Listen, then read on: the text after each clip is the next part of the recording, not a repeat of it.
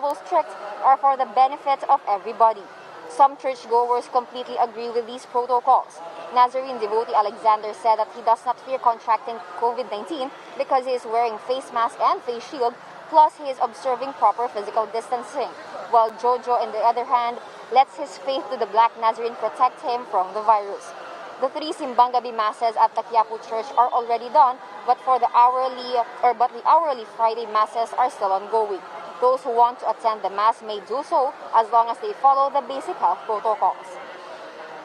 Sean, at 10 in the morning, the management of Quiapo Church as well as concerned agencies is scheduled to have a press briefing regarding their planned activities or the plans for the traslasyon or for the Feast of the Black Nazarene next year. Although we are certain that the traslasyon or the transfer of the image of the Black Nazarene will not occur, the management of Quiapo Church are planning to do other religious activities. But as for the specific events, what these are, we still have to wait for further details later today. Sean?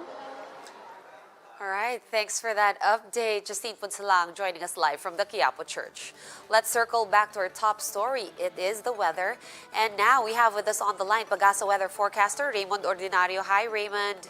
Yeah, good morning. Hi, Sean. Good morning. Yeah, so what's the latest on tropical depression Vicky? Where is Vicky currently located exactly? Yes, Sean, as of 7 a.m., the center of tropical depression Vicky is estimated around 185 kilometers east of Davao City. It still have a sustained winds of 45 kilometers per near the center and a gustiness that may reach up to 55 kilometers per hour. It is still moving on a west-northwest direction at the speed of 15 kilometers per hour.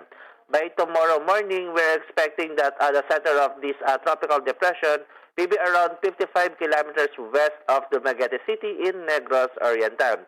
Because of the proximity of Vicky to landmass, we have now tropical second wind signal number 1 was raised over Dumagat Island, Surigao del Norte, Surigao del Sur, Agusan del Norte, Agusan del Sur, Davao Oriental, Davao del Norte, Davao de Oro, Davao City, the northern portion of Davao del Sur, Camiguin, Bukidnon, Misamis Oriental, Misamis Occidental, Lanao del Norte, Lanao del Sur, Maguindanao, Cotabato City, North Cotabato, Zamboanga del Sur, Zamboanga Sibugay, the northern portion of Zamboanga del Norte, also to the southern portion of Leyte, southern Leyte, the central and southern portion of Cebu, including Camotes Island, Bohol, Siquijor, Negros Oriental, Negros Occidental, Guimaras, the central and southern portion of Iloilo, the southern portion of Antique and the northern and central portion of Palawan, and also including the Calamian, Cuyo, and Cagancillo Island. So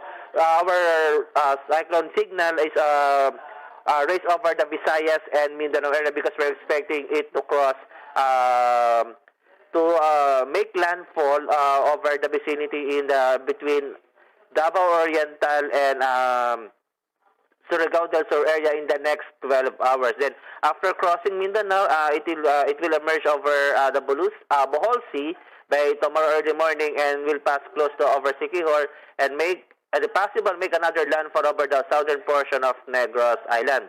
But a good news that while over the Philippine archipelago, Vicky will still remain as a tropical depression.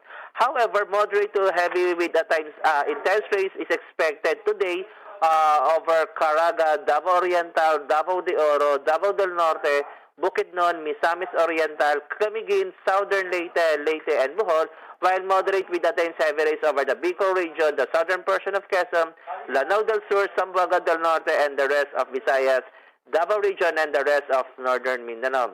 And by tomorrow, we're expecting heavy to at times rains, moderate to heavy with intense rains over Bicol region, eastern Visayas, the central Visayas, Quezon, and the northern portion of Palawan, including the Calamian and Cuyo Island.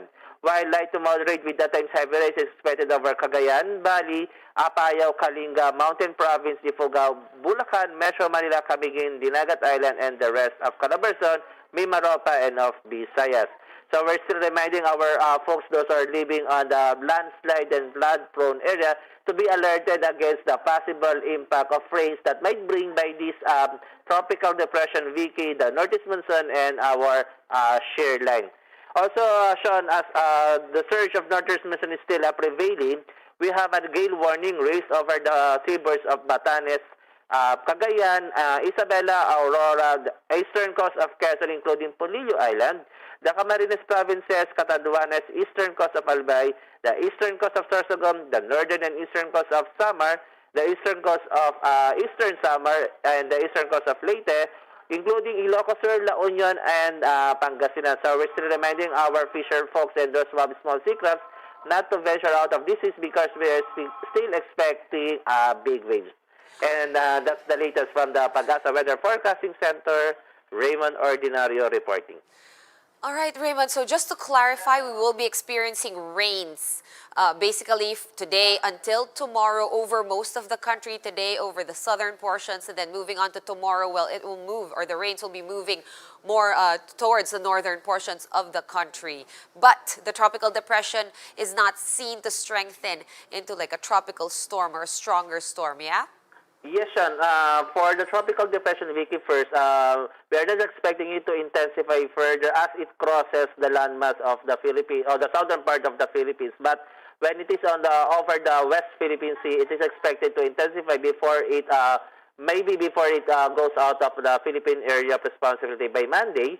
Then for the rains, we are expecting a wet weekend over the most parts of our country, because we have a tropical depression over the south of the Philippines, and we have this shear line and the northeast monsoon that will bring rains over the most parts of Luzon area. All right, a rainy weekend it is. Thank you so much for that update, Pag-asa weather forecaster Raymond Ordinario. Meanwhile, the MMDA has finally opened 2 more U-turn slots along EDSA to ease congestion on the major thoroughfare. JC Cosico joins us live from Quezon City to give us the latest. JC, oh, how is it looking over there? I can see that traffic's pretty light behind you. Sean, following public backlash, the MMDA has reopened 2 U-turn slots along EDSA in Quezon City today. Among those here in front of the Quezon City Academy. However, this is for light vehicles only, while the Dario Bridge may only be used for emergency purposes and marked government vehicles. Recall that these U-turn slots were earlier closed to give way for the EDSA busway project. To ensure the implementation of the traffic scheme, MMDA personnel, the QC Task Force Disciplina, and members of the PNP Highway Patrol Group are manning the highway.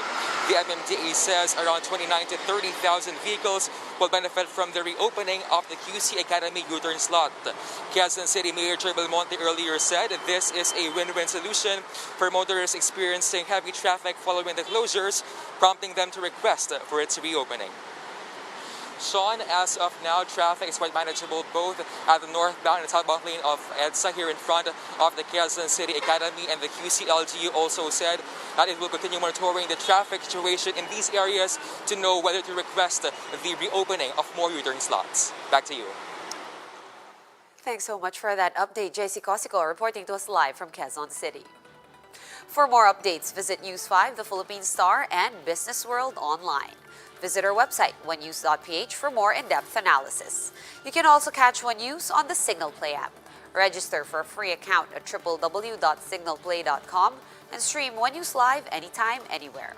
I'm Sean Yao. We are One News.